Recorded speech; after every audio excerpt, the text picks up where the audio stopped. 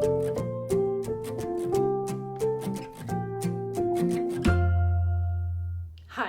Ravesi-Weinstein here from the Runner's High, and author of Anxious, How to Advocate for Students with Anxiety, because what if it turns out right?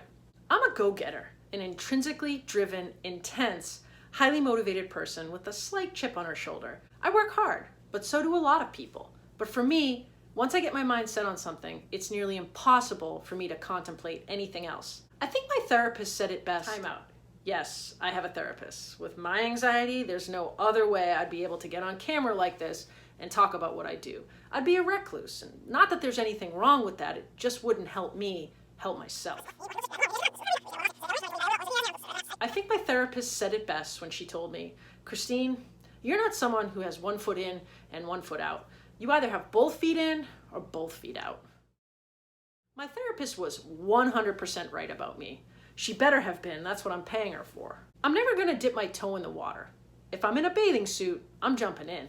And if it's not the most perfect cannonball you've ever seen, with the biggest splash, well, I'm a failure, naturally. But that's how I think. That's what I expect of myself. I know it's not realistic, but tell my anxiety that. And it's not that I have to give up my expectation of a perfect cannonball, it's that I need to expect it in due time. Not everything comes easy. Sure, there are things we're all good at, but how do we get there? How do we come to do a perfect cannonball or calligraphy? It takes time, a lot of time, sometimes a really, really long time.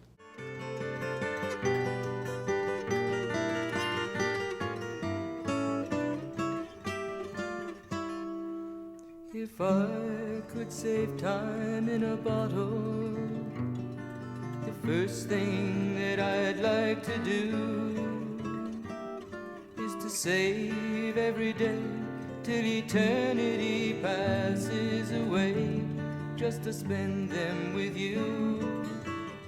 For me, as a kid, it was learning how to do left-handed layups. I practiced for months, years even, before finally pulling it off in a game, much to my own surprise. It was a moment that spectators talked about. The look on your face when it went in was amazing. Yeah, well, I spent so much time working on it. So that was when I was a kid. What is it now? What am I working on right now that I'm not very good at? Pull-ups. I've always wanted to be able to do a pull-up. I watched my brothers do them when I was growing up, and no matter how much they encouraged me to try, I'd just hang there, pathetically, trying to conjure up any ounce of strength to pull myself over the bar. I never could. Still to this day, I desperately want to be able to jump up on the bar and pull myself up as effortlessly as a knife going through soft butter. But I can't. I'm just not there yet. I need more time to practice. So what do I do with all the time I have? I mean, there's no due date for pull-ups. I have as much time as I need. So do I just continue hanging there, willing myself to complete one? If I keep pulling and pulling, will I magically one day rise like a deity from the masses, eye to eye with the bar that's been so hard to conquer all these years?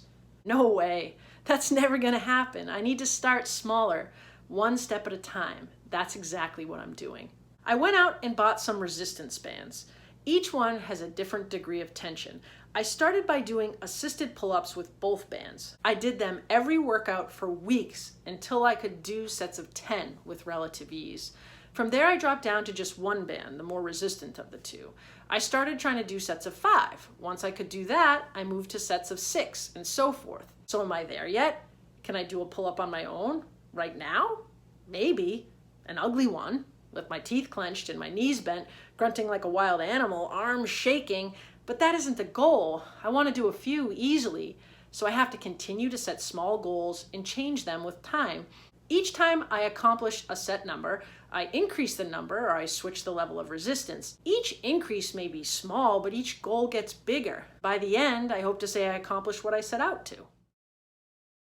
Will it be a week from now, a month, a year? I don't know, but that's life. For so many of the most important things, we rarely know a timeline.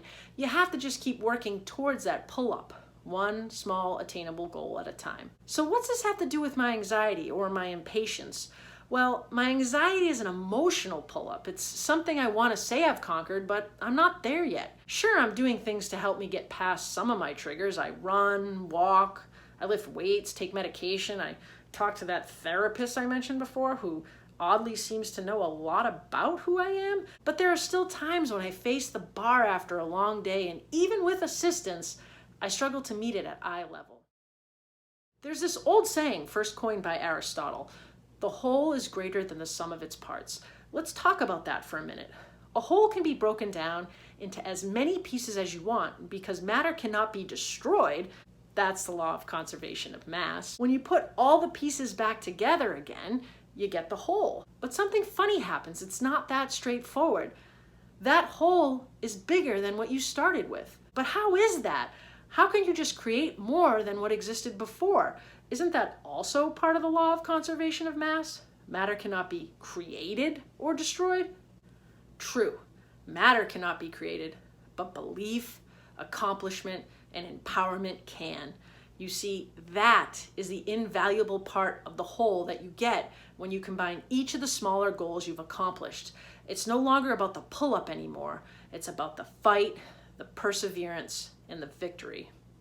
Whether it's a pull-up or the ability to make a phone call to initiate a quote for flooring, there is an accomplishment to revel in, one whole that only comes to pass because of the small attainable goals that you met along the way. So go out and set them. Commit to some smaller goals that you know are attainable and see what happens. Eventually, you'll see that each of the smaller goals leads you to a whole that is greater than any of your previous accomplishments. I'm Christine Ravesi-Weinstein. For more stories and strategies to support anxious students, make sure to check out my book, Anxious, from Times 10 Publications. Go to my website, Ravesi-Weinstein.com, for more information, and follow me on Twitter at Ravesi-Weinstein. And don't forget, you got to get out there and take that risk, because what if it turns out right, not what if it goes wrong.